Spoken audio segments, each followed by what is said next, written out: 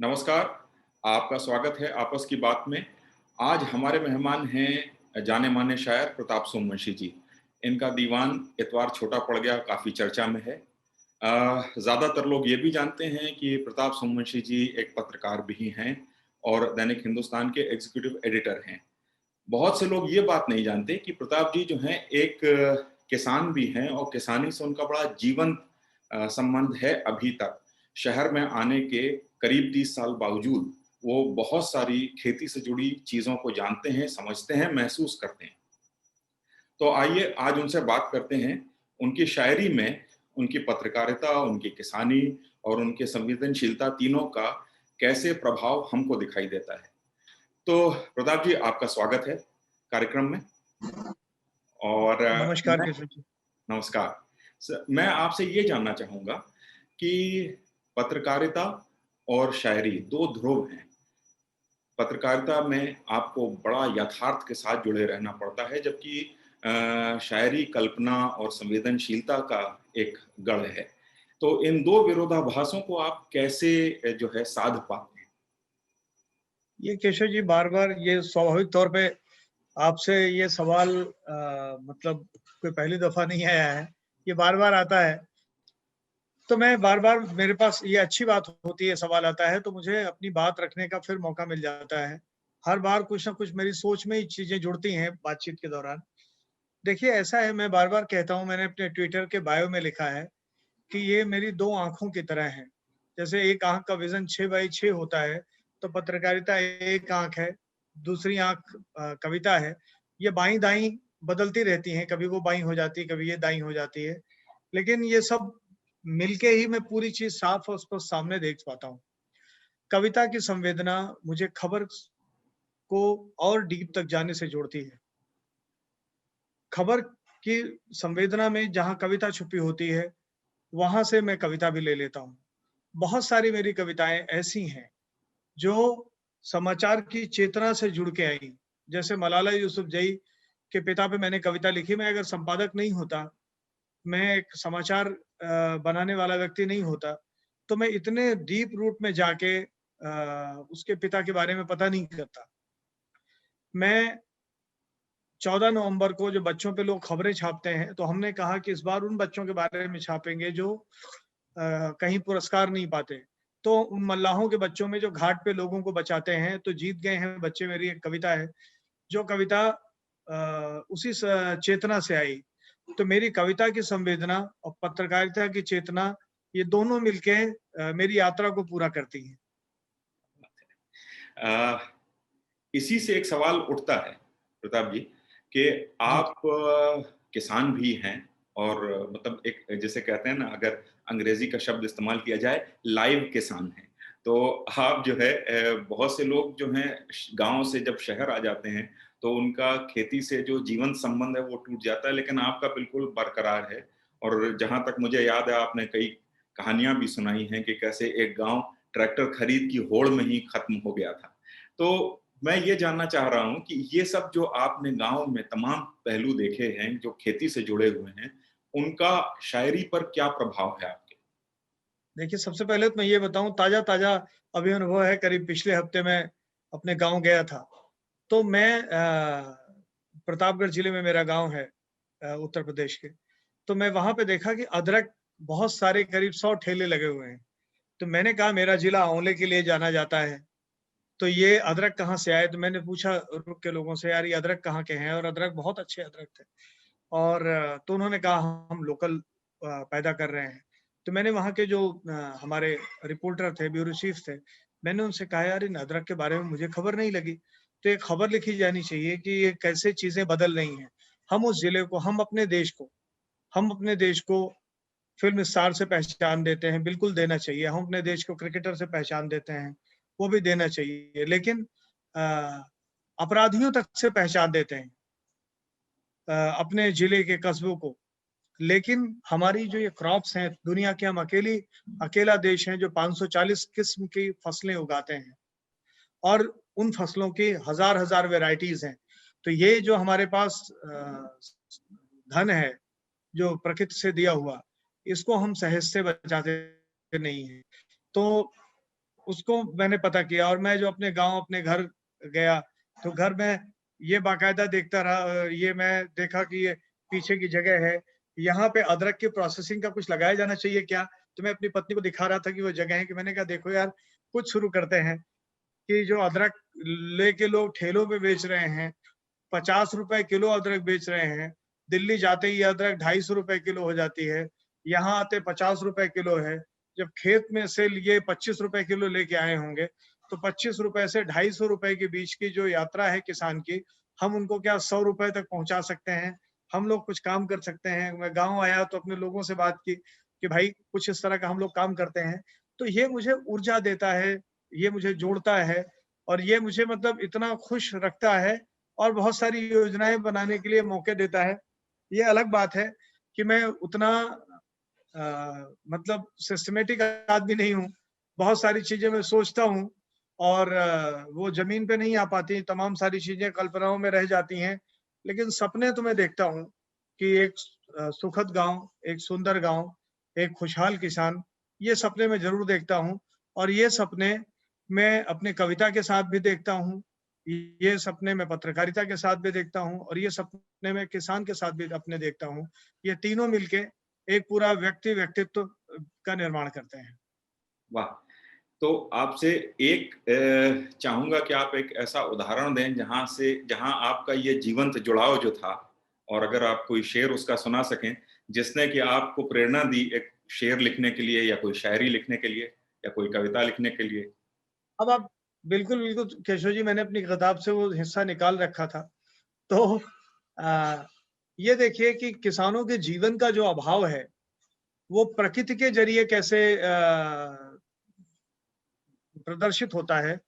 तो उसको मैंने लिखा कि खेतों का पानी सूरज पी जाता है। खेतों का पानी सूरज पी जाता है, बाद में बादल थोड़ा-सा बरसाता है। खेतों का पानी सूरज पी जाता है, बाद में बादल थोड़ा-सा बरसाता है।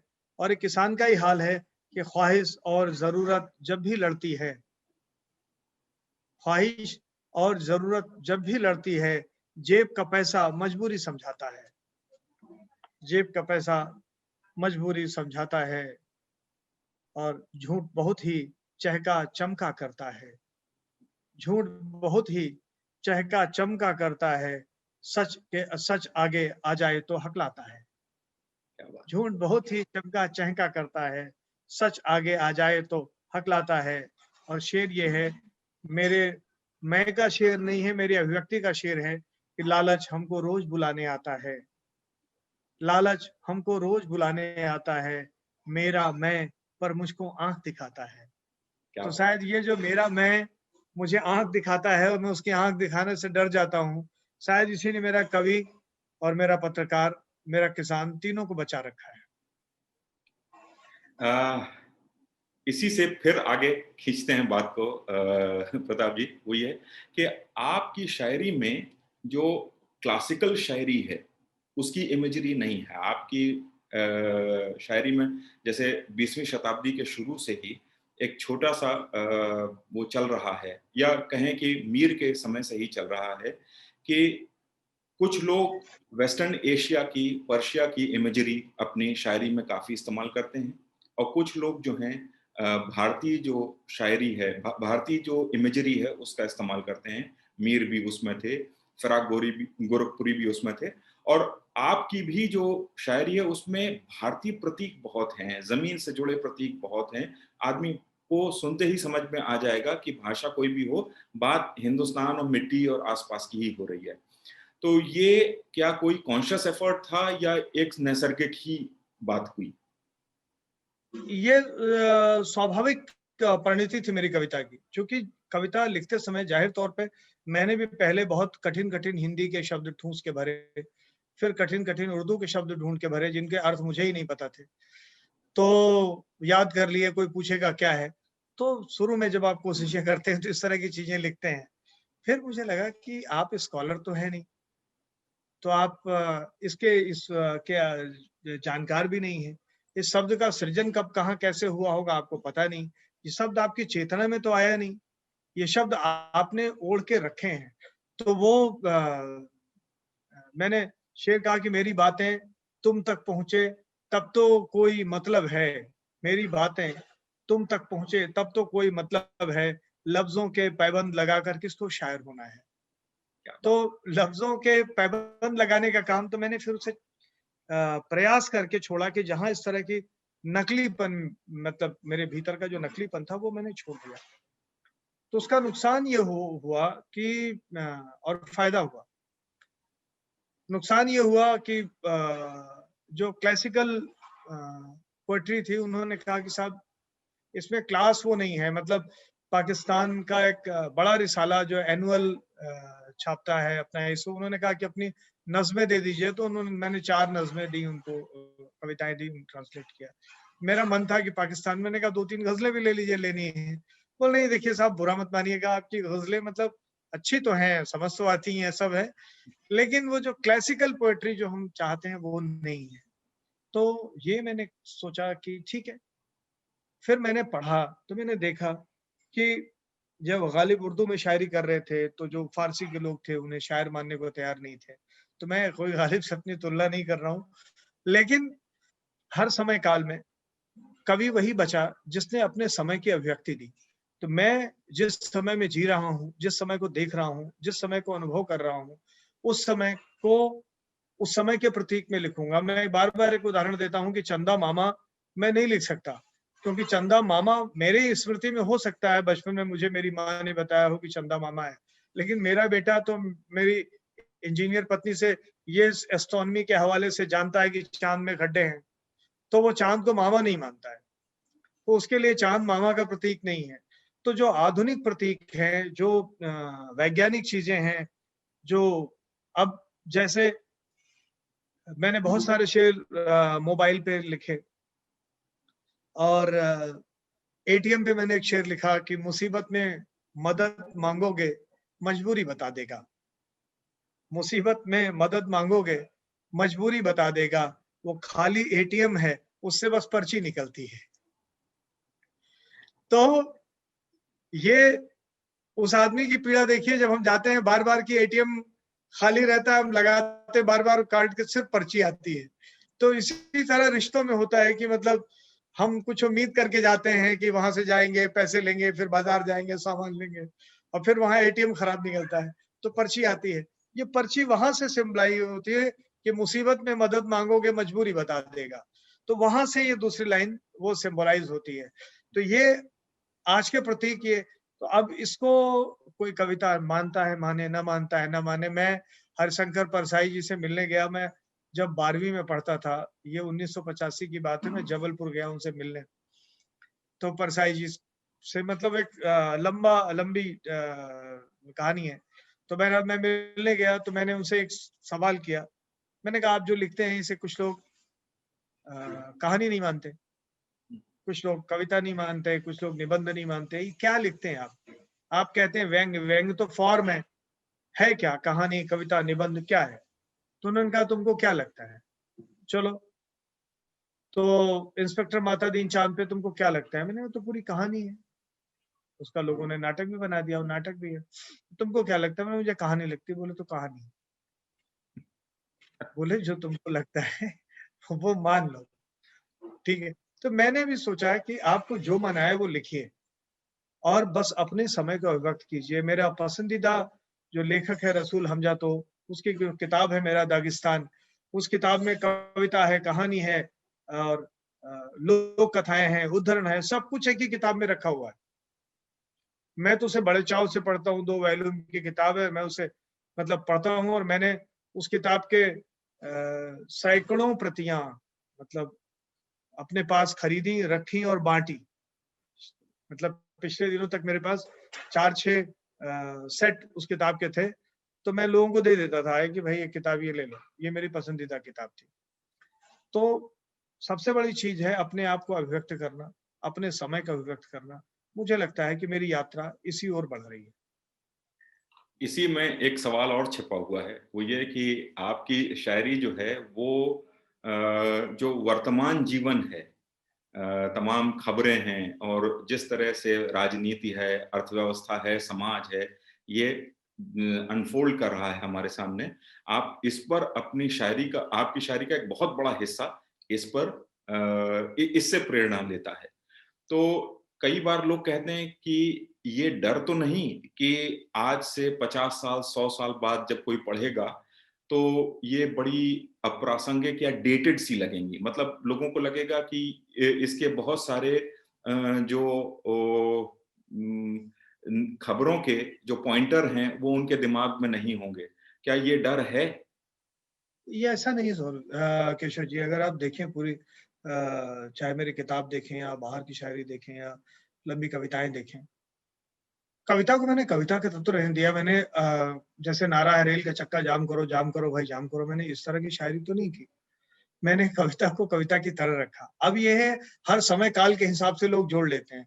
पिछले दिनों मैंने एक गज़ल है जो 20 साल पुरानी है, 20 से 25 साल पुरानी है, कि सरासर झूठ बोले जा रहा है, हुंकारी भी अलग भरवा रहा है, ये बंदर नाचता बस 2 मिनट है, ज़्यादा पेट ही दिखला रहा है। अब इसको एक मुख्यमंत्री ने राज के, उसको एक नेता की यात्रा थी, उन्होंने पोस्ट कर दिया, उस पे लाखों लोगों ने शेयर किया, हजारों लोगों ने कमेंट किया और लोगों ने लिखा कि आप फला नेता के खिलाफ आपने ये कविता लिखी है। तब वहाँ जो है मेरे एक दोस्त ने जाके और जनसत्ता सब रंग के विशेषांक से उन्होंने उसको पेश किया कि भैया ये 1991 हाँ 1991 अगस्त की ये छपी हुई कविता है। तब न वो नेता वजूद में थे, न ही मुख्यमंत्री वजूद में थे, कोई वजूद में नहीं था। तो वो अपने समय की सच्चाई है। तो अपने समय की जो सच्चाई है, सच्चाई अगर रहती है, तो सच्चाई के रूप बदलते हैं, सच्चाई के चेहरे बदल सकते हैं, लेकिन सच्चाई अपने अर्थों में वहाँ मौजूद रहती है, अपने व्यापक अर्थों में मौजूद रहती है। तो मैं इस तरह की जैसे हल्की-फुल्की चीज़ें मैं नहीं लिखता कि मैं आज कहूँ कि ये जो लोग नेताओं के नाम से शायरी लिख रहे हैं कि फला तुम क्या जवाब दोगे तुम, तो ये जो मंच की शायरी है, वो ज़्यादा खबरों के इर्द-गिर्द है, जो बाकायदा चूँकि उनको ताली चाहिए, ठीक है? तो मुझे ताली नहीं चाहिए। मैंने शेर भी कहा है कि तमाशे, चुटकुले ताली में मत रख। तमाशे, चुटकुले ताली में मत रख, अदब को ऐसी बदहाली में मत रख। क्या बात! ये कार्यक्रम का अंत आ रहा है प्रताप जी। आखिरी सवाल है और इस पे मैं आपका थोड़ा तफ़सील से जवाब चाहूँगा, वो ये कि भाषा जो है, भाषा कैसी इस्तेमाल हो, उसमें हमेशा 2 धाराएँ एक साथ चलती रही हैं। एक जो कि कहता है कि हमें भाषा को बहुत ही शुद्ध रखना चाहिए और एक जो है वो भाषा की समरसता बनाने के लिए उसमें तमाम तरह के और बाहरी इन्फ्लुएंस को लेने की का हिमायती होता है। आप इस विषय में क्या कहना है? आपकी क्या पोज़ीशन होगी? देखिए केशव जी, मैं सौभाग्यशाली हूँ कि मैंने जब लिखना-पढ़ना शुरू किया, तो मैं बहुत से बड़े लोगों का आशीर्वाद रहा। मैं उनकी मतलब कहते हैं ना कि उनके कदमों में बैठने का आप मुझे सौभाग्य मिला।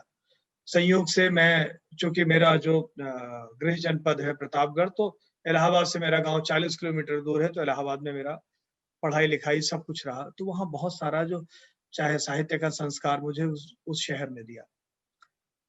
बीच में लखनऊ में लिटरेसी हाउस में मैं संपर्क आया विश्वनाथ सिंह जी से। पंडित अखिलेश मिश्र तो पंडित अखिलेश मिश्र जो स्वतंत्र भारत के संपादक थे अपने समय में, तो उनका भाषा के संबंध में एक दिन चर्चा हो रही थी, सारे गुणी-ज्ञानी बैठे थे और बाकायदा सेमिनार था। तो उन्होंने जो कहा मैं वो उद्धरण में कह रहा हूँ, वो उन्हीं की बात को मैं आज तक आगे बढ़ाता आ रहा हूँ, कि भाषा कैसी होनी चाहिए। तो उन्होंने कहा कि भाषा कैसी हो? तो उन्होंने जवाब दिया कि चाहे जैसी हो। चाहे जैसी हो में छुपा क्या था? चाहे जैसी हो मतलब उन्होंने कहा कि मैं अवधी में की एक कहानी अपनी माँ को अवधी में सुनाता हूँ। मेरी माँ जाके अपने भाई को जब जाती है तो उसको वो भोजपुरी में सुनाती है। मेरा भाई, मेरा मामा जिसकी बंगाली पत्नी है, वो उसको भोजपुरी में सुनाता है, वो मामी मेरी बांग्ला में उसको ट्रांसलेट करके सुनाती है। इस तरह से भाषा दर भाषा जो बात है, वो दुनिया की सारी लोक कथाओं में देश-देशांतर तक यात्रा करती है। तो यहाँ पे भाषा कहीं नहीं, वो जो बात क्या कह रहे हैं, बात में वज़न होना चाहिए। बात ऐसी कि हमारी समझ में आ जाए। आप देखिए मीर गालिब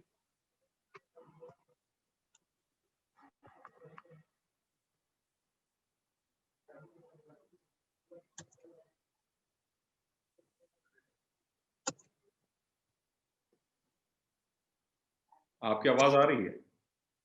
आ रही है आवाज़? जी, जी, बिल्कुल आ रही है। हाँ, तो मीर गालिब जो है वो मीर गालिब सबके आपको वही शेर याद हैं जो आम फ़हम है, जो बड़े साधारण भाषा में हैं। तो आप देखिए नासिर काज़मी, मतलब उनका मैं इतना बड़ा फ़ैन था और ज़ाहिर तौर पे मुझ पे छाप भी है। मतलब कहते हैं ना आप किनके-किनके जूते में पैर डाल के घूमने की कोशिश करते हैं। अब नासिर काज़मी लफ्ज़ों से पेंटिंग बनाने वाला शायर, तो मैं अब आप इसको किस भाषा के की शायरी कहेंगे कि नासिर काज़मी ने कहा कि हमारे घर की दीवारों पे नासिर उदासी बाल खोले सो रही है। तो अब इसको किस भाषा की शायरी कहेंगे? तो मैं लोग कहते हैं कि आप हिंदी में के शायर हैं, उर्दू के शायर हैं, तो मैं बार-बार कहता हूँ कि हिंदी जिसकी उम्र जिस हिंदी की बात हम साहित्य की बात करते हैं, इसकी उम्र 200 250 साल, जिस उर्दू की बात करते हैं उसकी उम्र 300 साल और इसके 400 साल पहले इसके 400 साल पहले अब से 700 साल या उससे भी पहले अमीर खुसरो हुआ, जो एक लाइन को पर्शियन में कहता था, अगली लाइन को ब्रजभाषा में कहता था। जो होली जब के गीत लिखता था तो उसमें अवधी के तत्व तो शामिल होते थे। कबीर जो पंचमेल खिचड़ी जिनकी भाषा थी। तो मैंने एक शेर भी कहा और कि और इसको तमाम सारे जो कव्वाल हैं वो अपने जब कभी गाते हैं कबीर को और ख़ास तौर पे जो अमीर खुसरो को गाते हैं तो इस शेर को वो सबसे पहले गाते हैं कि अहले अदब की बस इतनी पहचान है हम, अहले अदब की बस इतनी पहचान है हम, खुसरो के दरबार के एक दरबान हैं हम। तो खुसरो के दरबार की दरबानी मिल जाए बस इतना ही काफ़ी है, यही शायरी है। एक सज्जन से मुलाकात हुई थी और काफ़ी पहले की बात है 20-22 साल की। तो उनका कहना था शुद्धता और समरसता की जो लड़ाई है, वो वही है कि तत्सम और तद्भव की लड़ाई है। तो इस पर अगर आप कुछ कहें? देखिए, वही मैंने आपसे कहा कि शुद्धता ज़ाहिर तौर पे और सवाल ये है कि हम जिसकी बात शुद्धता की कर रहे हैं, वो शुद्धता नहीं है। अगर हमें बहुत अच्छा लगता है कि हिंदी के शब्द ऑक्सफोर्ड की डिक्शनरी में लिए जाएँ, हम खबरें छापते हैं, हम बड़े गर्व से कहते हैं। हम तमाम सारे शब्द अगर शुद्धतावादी जो हैं, उनसे कहिए कि आप 2 लाइन की हिंदी लिखिए जिसमें उर्दू, अरबी, फ़ारसी के शब्द हटा दीजिए। जो सबसे प्राचीन ग्रंथ है हमारा अवधी में लिखा हुआ रामचरितमानस, डॉक्टर ज़मीर हसन ने मुझे बताया कि उसके बाल कांड में 112 शब्द अरबी और फ़ारसी के हैं। तो आप ये बताइए कि वो शब्द हमें सारे अपने लगते हैं। अब गरीब नवाज़ू, बंदा परवर हमें तो नहीं लगता, मतलब हम तो उसे अपना के चलते हैं।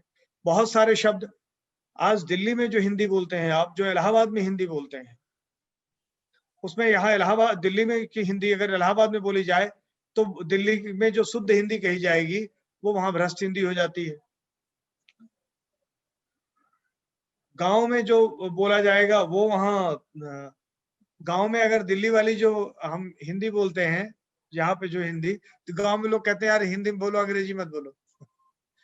तो वो क्या होता है कि भाषा अपने समय काल परिस्थिति के हिसाब से अब बदलती रहती है। बस एक हम हैं जो टिके रहते हैं कि हम नहीं बदलेंगे। तो न बदलने का नाम शुद्धता नहीं है।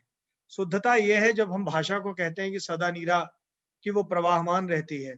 तो भाषा में सारे शब्द आएँगे और स्वीकार के शब्द आएँगे, उसे स्वीकारना पड़ेगा। नई टेक्नोलॉजी आएगी, नई टेक्नोलॉजी के शब्द आएँगे। मोबाइल जब हमने इज़ाद नहीं किया, तो मोबाइल के शब्द हम कहाँ से इज़ाद कर लेंगे? तो उसके टर्मिनोलॉजी तमाम सारी चीज़ों की हम कहाँ से इज़ाद कर लेंगे? हाँ, जिन चीज़ों को हम कर सकते हैं, बना सकते हैं, उनको हम बना लें, उसमें कोई दिक्कत नहीं है। लेकिन जिन चीज़ों को बनाने की कोई ज़रूरत भी नहीं है, उनको हम अपना लें। दुनिया की सारी भाषाएँ इसी तरह से बढ़ी हैं और जो भाषाएँ भाषाओं ने दूसरी भाषाओं की कद्र नहीं की, वो भाषाएँ बची भी नहीं हैं। तो जो लोग अपनी भाषा से प्यार करते हैं, अपनी भाषा को बचाना चाहते हैं, उनके अपनी भाषाओं के को खुला रखना पड़ेगा, क्योंकि अगर आप खुला नहीं रहेंगे, तो फिर आप खत्म हो जाएँगे। प्रताप जी, बहुत-बहुत धन्यवाद कि आप आए और आपने आपस की बात में हमसे बात करी। धन्यवाद। बहुत-बहुत धन्यवाद केशव जी।